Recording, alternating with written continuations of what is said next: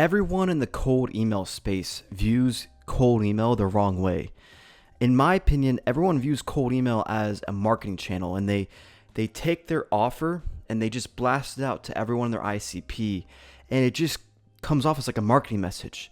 Now, the problem is, or I guess the good thing is that with good email fundamentals and really with good email campaigns, like there's people who are really good at this and experts at it, and they'll use intent signals like job hirings or funding data or interacting with LinkedIn engagement posts.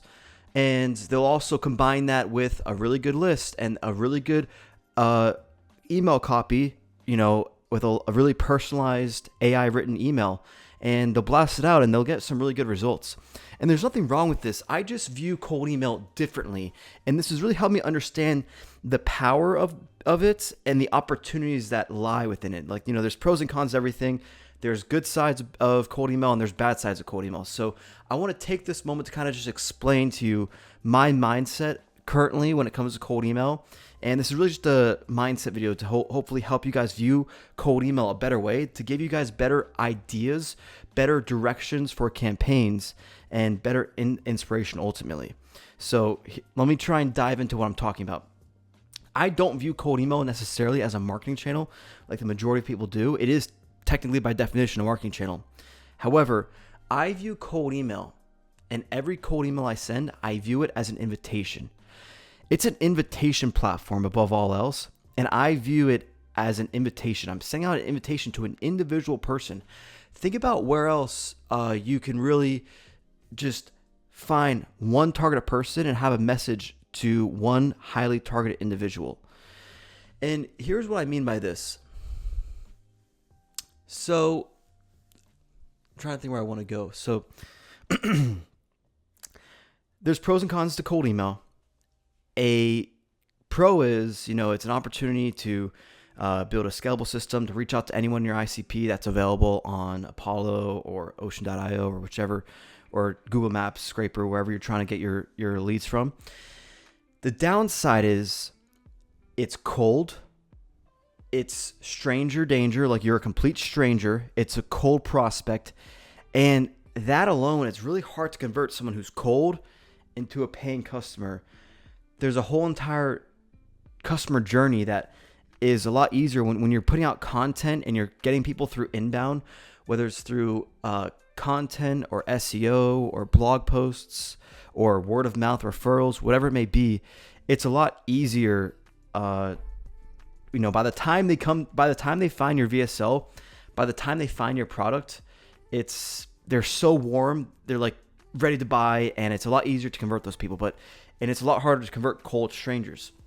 And so I like, when building a campaign, to figure out what invitation can I send someone who knows nothing about me that will make them attend a party they know nothing about.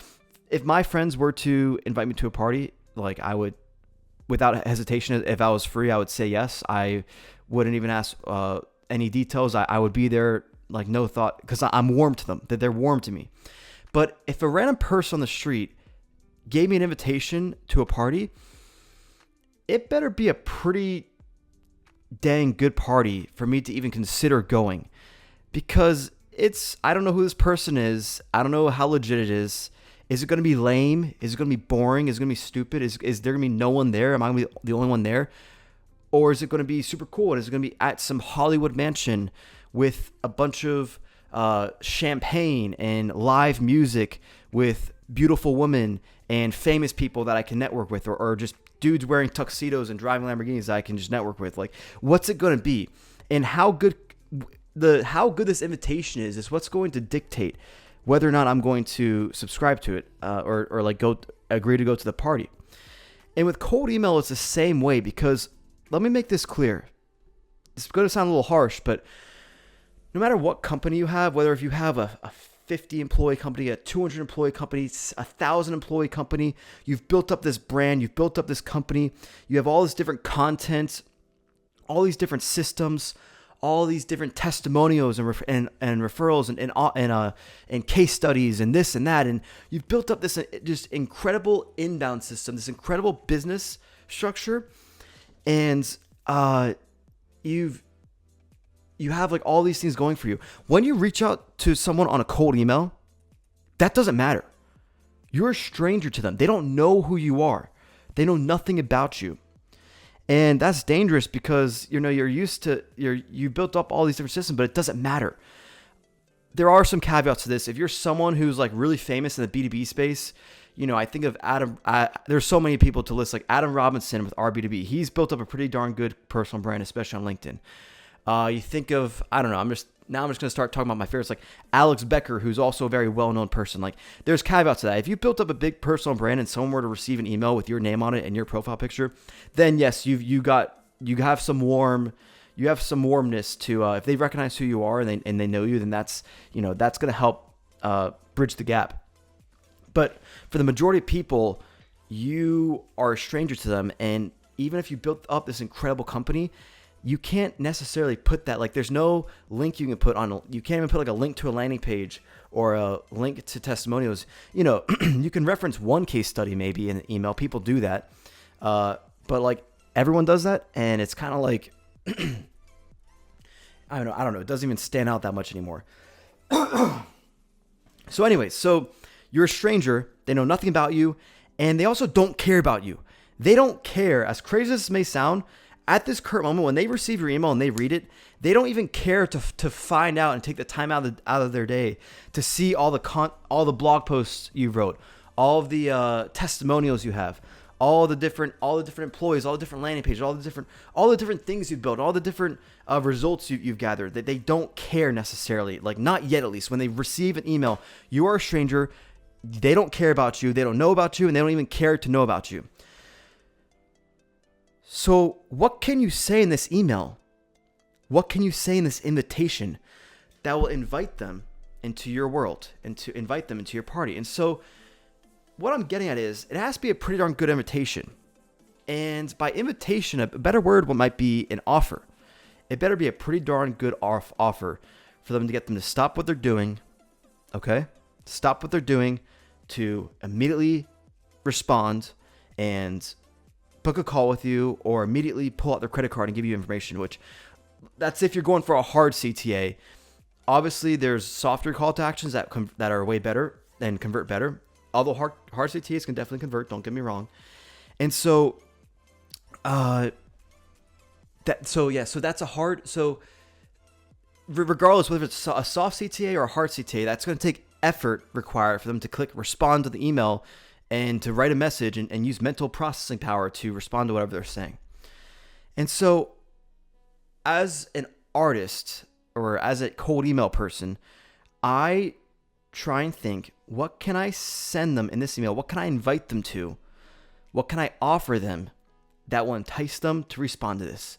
Because you have to accept the fact and you have to respect the fact that you're a stranger to them. It is what it is.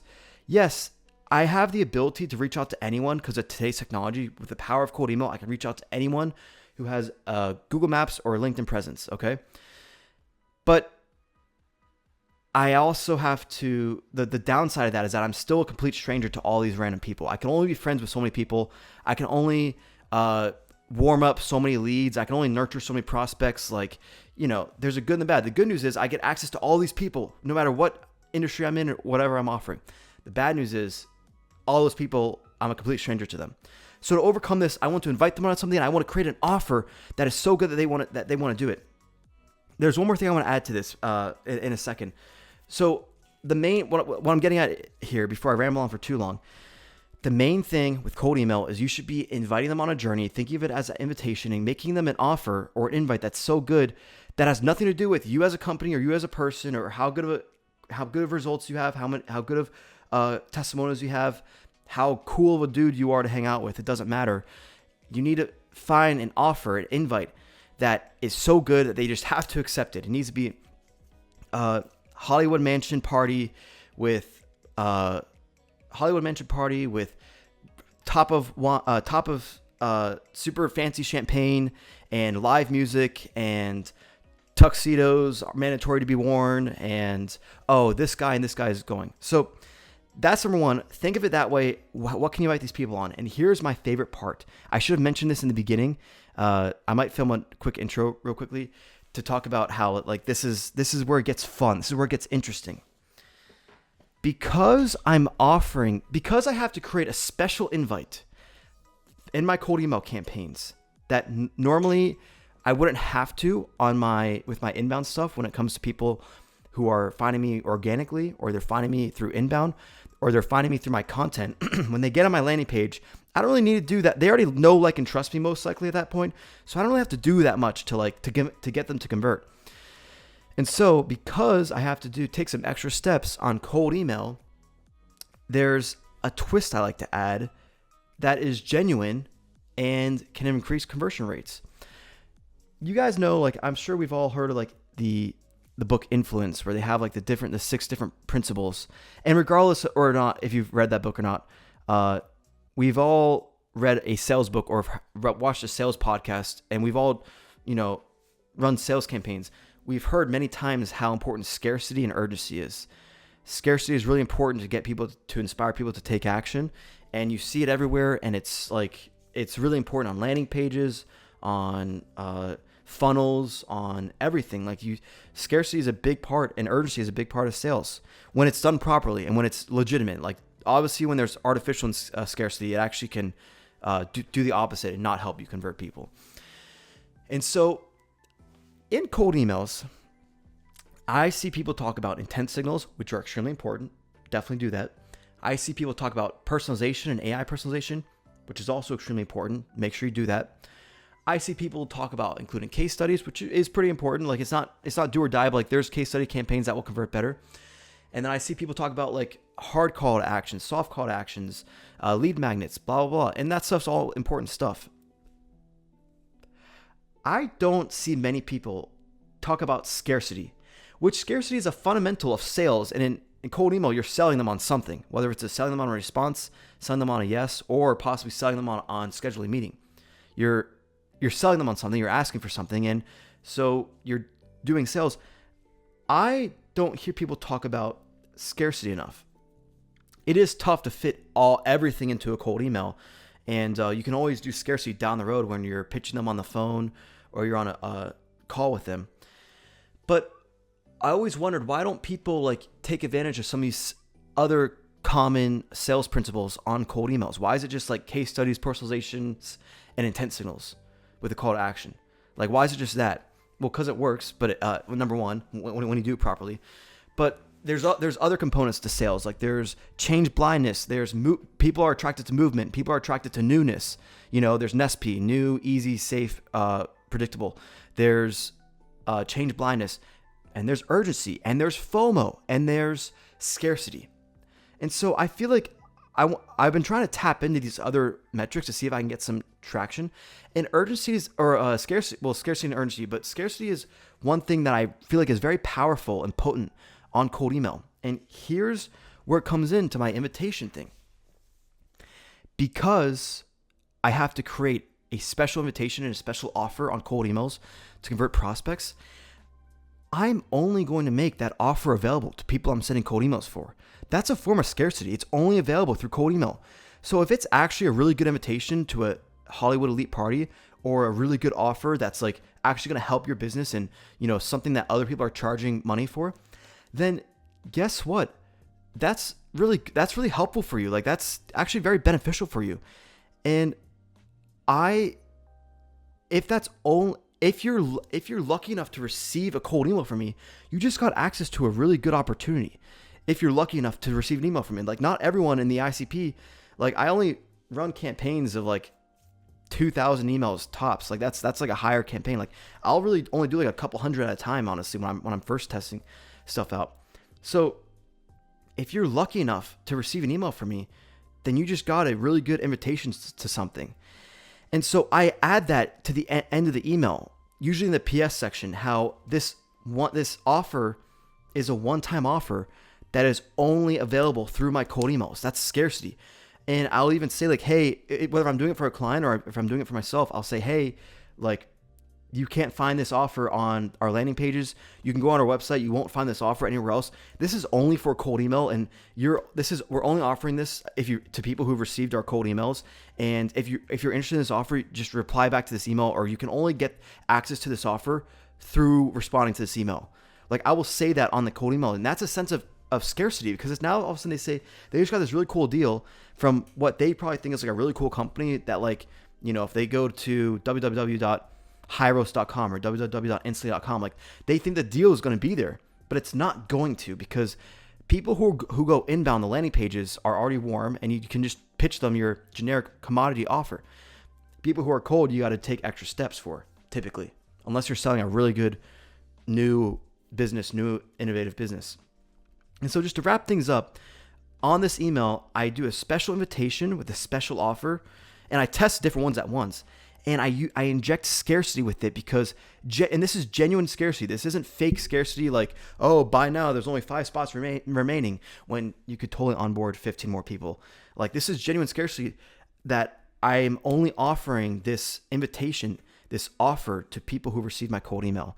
And in a way, it's like people who receive my cold email, like, are kind of lucky if they're getting access, or they're thinking like, whoa, I'm kind of lucky to be getting access to this email, because it's only through this email. And they can go on your website. You can send them your website, and they can go on it, and they won't see the offer anywhere else, whether it's a heavy discount or a free service, or a free or service at a heavy discount, or this or that, or whatever it is, or an audit, whatever it is you're offering to them, whatever crazy invitation you're offering to them, they'll get it only through replying and responding through that cold email.